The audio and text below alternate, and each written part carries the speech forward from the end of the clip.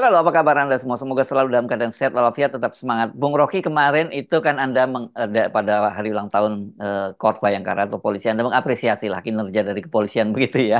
Tetapi saya kira hari ini, nah ini saya kira Pak Kapolri perlu mengambil perhatian khusus nih soal kasus penganiayaan Afif Maulana ya, seorang remaja di umur berapa 13 tahun masih remaja di Sumatera Barat gitu dan Kapoldanya gitu mencari siapa yang memviralkan itu gitu ya karena itu katanya bisa dikenakan pidana. Tapi yang menarik ini Tempo. Nah gitu kemudian lewat unggahan Instagramnya dia menyatakan bahwa mereka termasuk yang pertama kali memviralkannya. Jadi Pak Kapolda nggak perlu repot mencari-cari. Menarik ini Bung Rocky. Sementara kita kemarin kritik media ya berkaitan dengan soal Pilpres ya kaitannya dengan Amerika gitu. Iya, kemarin Hari Bayangkara kita kasih applause, kasih pujian, semacam dukungan pada Pak Kapolri. Saya mengucapkan itu bahkan dengan agak akademis bahwa tugas Polri itu, presisi itu Mm, bukan sekedar presisi secara teknis, tapi presisi secara etis. mm, Dan itu yang ingin kami tekankan, ingin kami pesankan sebagai masyarakat sipil. Jadi tetap kritik kita berikan pada Polri. Kalau Anda persisi, maka jangan mengancam. Lakukan aja mm, tugas profesional mencari, bukan siapa yang viralkan itu bisa kami tangkap itu. mm. Kan tetap tugas media adalah membuat sesuatu itu viral supaya ada perhatian publik. Ya, Lain ya. kalau perhatian dari polisi terhadap kasus-kasus dari soal KM 50 sampai soal Afif tadi itu sudah bisa diselesaikan, maka nggak akan ada yang nekat untuk memviralkan Mm, kasus-kasus itu. Kita Pak Polisi mesti anggap bahwa yang diviralkan itu adalah kepentingan publik, bukan kepentingan Tempo misalnya. Tempo bahkan pasang badan tuh. Ini mm, kami yang viralkan, ya. Tangkap aja kami atau proses kami.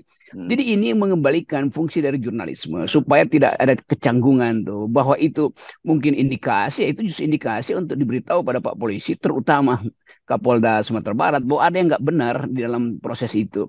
Jadi sekali lagi semua informasi yang diberikan oleh media itu masukan untuk memproses kasus, bukan Hmm. untuk memberi semacam ya kan tetap terasa ada tekanan tuh. Siapa yang viralkan itu tuh? Ngapain nanya siapa yang viralkan? Hmm. Justru yang diviralkan itu yang mesti jadi masukan. Jadi sekali lagi setelah ulang tahun Bayangkara kita tetap kasih kritik. Karena fungsi dari polisi adalah memberi rasa aman, jangan memberi tekanan sehingga terasa, oh kalau begitu jangan pernah viralkan dong, bisa kena Hmm. delik itu. Enggak, tugas jurnalisme adalah memviralkan. Lalu hak itu yang mestinya dihormati oleh kepolisian tuh. Ya, ya, ya, ya. Dan ini saya juga membaca misalnya IPW juga menyerukan Indonesian Police Force yang menyerukan ngapain mesti mencari yang memviralkan kan justru justru kasusnya itu seperti apa. Walaupun Kapolda Sumatera Barat membantah itu ada penyiksaan gitu ya. Dia sudah membantah, mungkin dia sudah melakukan penyelidikan. Tetapi saya kira karena ini soalnya sangat serius gitu, sampai dibawa juga ke Komnas gitu ya, Komnas HAM dan sebagainya. Ini perlu dibuka secara terbuka duduk persoalannya seperti apa. Karena kalau tidak, nanti yang terjadi ya seperti ini malah polisi cari-cari dan kemudian citra polisi yang berhasilnya Litbang Kompas kemarin bagus jadi anjlok lagi dalam situasi seperti sekarang. Iya, tuduhan itu trial by the press. Hmm, Memang pers itu punya hak untuk bikin pengadilan tuh, tetapi kan ya. bukan untuk kepentingan siapa-siapa, tapi untuk kepentingan publik tuh. Jadi jangan setiap kali ya, diviralkan itu loh dianggap ya pers melakukan pengadilan jalanan tuh. Bukan. Fungsi pers adalah membuka kemungkinan, mencari perspektif, mencari bukti lain tuh. Kalau nggak ada pers maka pembuktian-pembuktian itu juga terselubung kan akhirnya kan. Jadi semua kriminal itu sifat kriminal, perilaku kriminal, begitu dibaca oleh pers tergelitik untuk melakukan investigasi itu. Dan investigasi itu yang sekarang nggak dibatalkan oleh undang-undang, bahwa nggak boleh bikin investigasi itu. Mhm. Lalu buat apa fungsi pers? Untuk kepentingan publik, pers melakukan investigasi. Hmm. Jadi jelas bahwa hal-hal semacam pemulihan demokrasi harus sejalan dengan pemulihan hak rakyat untuk mendapat informasi, bukan sekedar dari kepolisian, tapi dari pers tuh. Karena kita percaya pada pers kan. Kalau nggak ada pers, ngapain eh, ada opini alternatif, dan yang di Indonesia mulai berlaku prinsip bahwa no no no, kalau nggak viral maka tidak No akan ada viral, no perhatian gitu justice. kan. Ya, ya, No viral, no justice itu. ya. Jadi Hmm. sekali lagi fungsi dari jurnalisme itu adalah independen. Pers yang menentukan dia mau ambil perspektif mana tuh. Kalau dibilang pers harus netral, netral artinya jangan boleh mengucapkan pikiran dong kan, nggak benar cara berpikir itu. Jadi independensi pers itu artinya pers punya perspektif. Nah, dalam kasus Afif di Sumatera Barat Mantap. itu, pers mengambil perspektif kecurigaan tuh, suspicion bahwa ada hal yang disembunyikan tuh. Demikian dalam soal-soal yang lain. Jadi fungsi jurnalisme justru membantu polisi untuk melihat perspektif lain. Tentu polisi punya peralatan otentik yang diajarkan di dalam sekolah-sekolah tentang cara menyidik, cara memeriksa segala macam. Tetapi dalam sistem hukum yang sampai sekarang masih memungkinkan seseorang itu diperlakukan tidak adil, maka pers datang dalam upaya untuk melakukan penyelidikan. Jadi investigasi pers justru harus dipakai sebagai cara metode yang lain untuk mencari kebenaran, untuk mencari keakuratan itu, mencari presisi dalam dalam kasus itu. Ya, dan apalagi gini, kalau kaitannya dengan pemberitaan, saya kira sebagai polisi tahu karena itu ada MOU ya antara Dewan Pers dengan Kapolri yang mengatur kalau ada hal yang berkaitan dengan produk Hmm. jurnalistik itu harusnya itu hak jawab gitu yang harus dilakukan dan saya kira dalam hal ini kalau memang tidak benar kan polisi Pak Kapolda bisa membuat jumpa pers lebih detail dan mengundang wartawan bahkan tidak hanya hak jawab itu semua media akan memuat beritanya begitu. Ya itu yang menunjukkan bahwa polisi itu bagian dari masyarakat sipil. Pers adalah proponen utama dari masyarakat sipil. Jadi Pak Kapolda Sumatera Barat mestinya ya telepon aja pemimpin redaksinya. Oh kalian punya punya info yang lain ya, mari kita duduk sama-sama. Bukan bikin konferensi pers lalu seolah-olah itu menekan jurnalis tuh bahwa siapa yang viralkan itu tuh. Bahkan masih kami cari. Jadi kata-kata itu kan apa yang mau dicari? Hmm. Informasi itu jelas, tinggal dilihat siapa yang pertama kali memviralkan, berarti dia menyimpan data alternatif atau fakta alternatif. Nah, sekarang Tempo nantangin, kami punya data alternatif. Hmm. Jadi sebetulnya sumbangan data dari Tempo itu yang harusnya diapresiasi oleh Kapolda, oleh Pak Kapolda Sumatera Barat, bukan kasih insinuasi yang menimbulkan kesan kok ada semacam tekanan ya. Jadi mesti diklarifikasi, duduk sama-sama, yang terangkan Pak Kapolda mesti datang ke publik terangkan tuh sehingga kemasuk akal dari kasus itu tidak menimbulkan kecurigaan, apalagi kecurigaan publik bahwa ada yang nggak benar dalam soal penyidikan atau penyelidikan awal kasus terbunuhnya Aktif Maulana. anak remaja itu. Ya, ya, ya.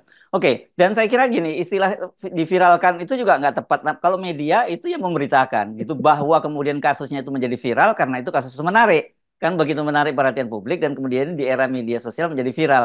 Tapi tugas media itu bukan memviralkan, memberitakan. Sebenarnya kan gitu Ya ya. itu jadi sebetulnya yang udah dimuat oleh media itu dipertanggungjawabkan di Ya, sidang redaksi itu udah betul. Hmm. ditimbang kiri kanan tuh. Jadi itu bukan viral dalam pengertian untuk mengolok-olok atau Ya, membuli kepolisian atau dengan tujuan maksud yang lain. Dia memang akan jadi viral karena orang belum melihat ketepatan atau precision di dalam pengurusan kasus itu kan. Jadi hmm. kata presisi itu juga mesti dipakai sebagai upaya untuk mendudukkan masalah itu. Nah, sumbangan dari investigasi pers itu justru untuk memperkuat presisi itu. Jadi jangan reaktif polisi terhadap sesuatu yang pada akhirnya viral tuh. Kan pasti jadi viral.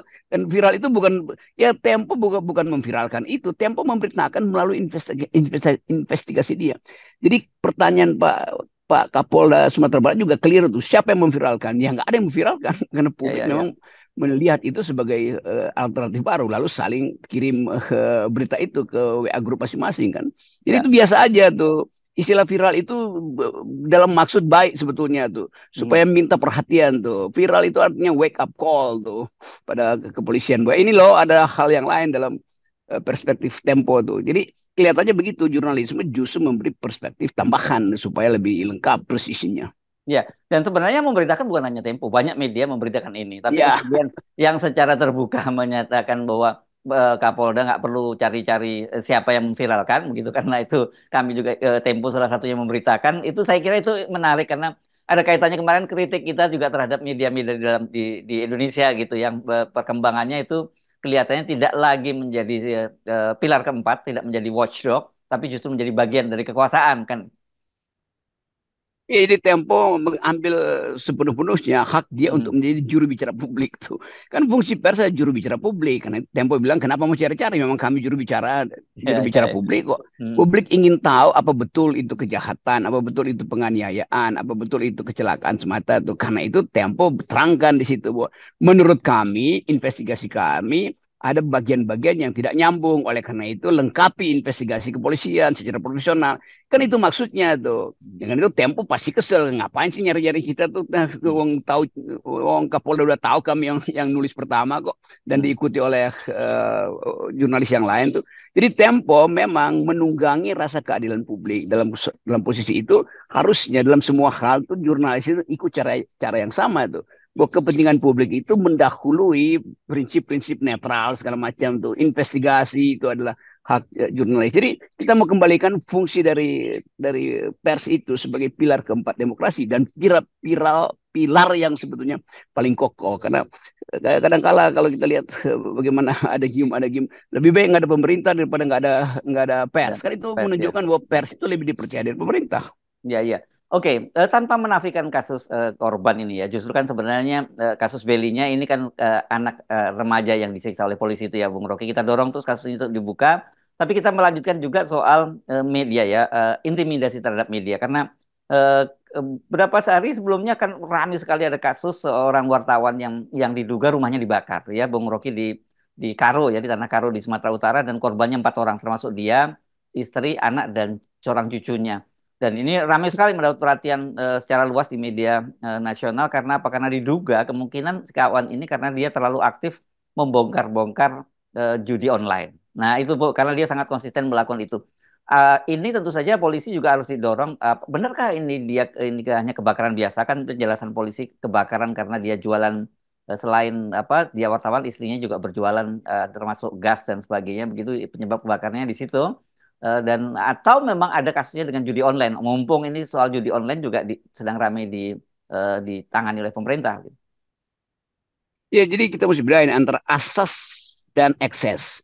Asas harus dipertahankan. Tugas jurnalis adalah membongkar apa yang bagi dia itu secara rasional masuk akal untuk dibuka. Secara insting juga seorang jurnalis itu juga seorang reserse isu-isu publik kan. Jadi jurnalis itu dididik, jurnalis yang benar ya, yang mengalami pendidikan yang benar, dididik untuk selalu peka terhadap isu itu. Nah, asasnya bilang bahwa setiap ada isu maka harus dicari hubungan sebab akibatnya tuh. Jadi insting jurnalis adalah mencari hubungan sebab akibat. Karena itu dia lakukan pendalaman, itu namanya investigasi. Ekses dari investigasi dia itu memang menggemparkan, tetapi jangan eksesnya yang dilihat. Justru asasnya bahwa dia memulai satu penelitian tuh. Dan kalau itu eksesnya menyebabkan viral atau menyebabkan banyak yang terganggu, jangan tuduh bahwa dia yang menyebabkan ekses. Justru jurnalis itu membongkar demi kepentingan publik karena hak dia untuk dipercaya oleh publik dibuktikan dengan kemampuan dia melakukan investigasi kan. Ya. Di dalil-dalil filosofi itu yang mesti dipahami dalam persamaan kepentingan atau persamaan pekerjaan antara jurnalis dan Pak Polisi kan. Itu intinya sama-sama melakukan investigasi untuk kepentingan publik kok, bukan untuk kepentingan pesanan-pesanan tertentu. Ya, dan ini saya kira investigasi yang dilakukan oleh media ini sebenarnya didorong oleh prinsip yang harus dipegang teguh oleh seorang jurnalis, Bung Rocky, yang sering kita sebut sebagai skepticism. Ya, jadi wartawan itu harus selalu bersikap skeptis terhadap sampai dia mendapatkan kebenaran. Jadi itu yang mendorong dia untuk mencari. Bukan kita selalu mencurigai, tapi skepticism itu kita menunggu sampai membuktikan bahwa itu informasi yang dikatakan benar. Kalau tidak, sering saya sebut akhirnya wartawan cuma jadi vacuum cleaner gitu, nyedot apa saja yang disampaikan oleh narasumber, dan itu kita bisa dimanfaatkan oleh narasumber gitu. Ya, itu tepat. Jadi wartawan itu ambil prinsip skepticism itu. Skepticism artinya mencurigai karena menginginkan keterangan yang lebih utuh. Bukan sinisism. Kalau sinisism dari awal ya wartawan merasa gue nggak percaya sama polisi itu. Justru karena percaya pada polisi maka dia bersikap skeptis supaya keterangan kepolisian itu tune in atau di fill in dengan hasil investigasi kan. Dia dua-dua melakukan investigasi. Yang satu investigasi fakta kriminal, nah yang kedua investigasi untuk kepentingan kecurigaan publik kan.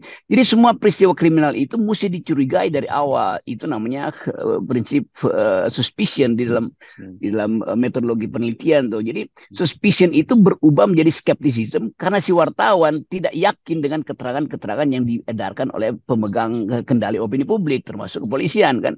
Jadi kalau kepolisian bekerja profesional berdasarkan prinsip presisi, dia mesti ambil kesempatan juga untuk menilai fakta lain di luar penelitian atau keahlian dia secara forensik kan. Itu dasarnya itu kan. Nah kalau dasar forensiknya udah benar, maka nggak akan lagi ada skeptisisme. Maka wartawan akan kembali menerangkan itu sebagai fakta. Jadi perencanaan penelitian itu pasti diuraikan dengan teliti di meja rapat redaksi itu. Kalau kalau pers yang bermutu pasti mulai dengan rapat redaksi yang bermutu.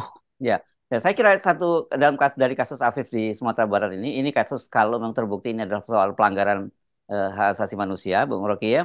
Yang kedua itu dari sisi saya kira dari sisi Pak Kapolda ini penting juga menjadi perhatian dari Kapolri untuk melihat bahwa cara kerja seperti ini bisa membatalkan yang disebut kemarin bahwa surveinya itu sekarang kepuasan publik terhadap atau kepercayaan publik terhadap polisi itu sekarang sangat tinggi gitu.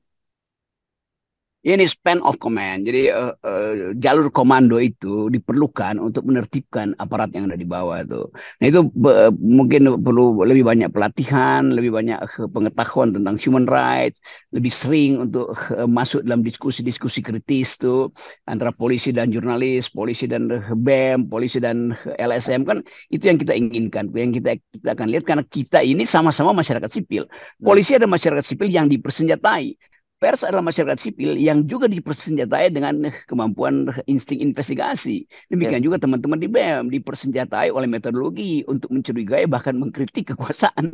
Jadi Ya. fungsi dari masyarakat sipil adalah mengolah isu ini supaya demokrasi kita mekar. Jadi demokrasi hanya tumbuh kalau ada percakapan dan bukan kecurigaan yang dasarnya ingin memenjarakan itu. Jadi tetap kecurigaan itu kecurigaan yang metodologis dan itu yang tadi istilahnya bagus kita skeptis justru karena kita ingin tahu mana yang lebih benar itu.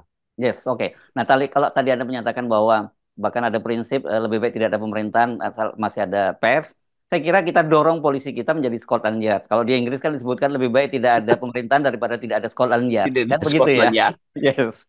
Oke. Iya, jadi begitu masuk London itu, begitu lihat ada seseorang sosok pakai baju biru muda dan biru Hmm. tua di, Hmm. di depan kita itu, oh kita mesti hormati, kan itu Ya, Scotland Yard misalnya. ya. Demikian juga kalau kita datang ke Jakarta atau kemanapun di Indonesia, kalau lihat ada baju coklat itu artinya kita hormati itu karena dia kita percaya mewakili kepentingan kita masyarakat sipil tuh. Jadi sekali lagi itu tetap kita butuh polisi yang dengan etik yang kuat dan dengan metodologi berpikir yang etis. Oke. Kita nolkan semuanya, Bung Rocky ya. Yes. Mulai lagi dari prinsip etik pertama. Yes.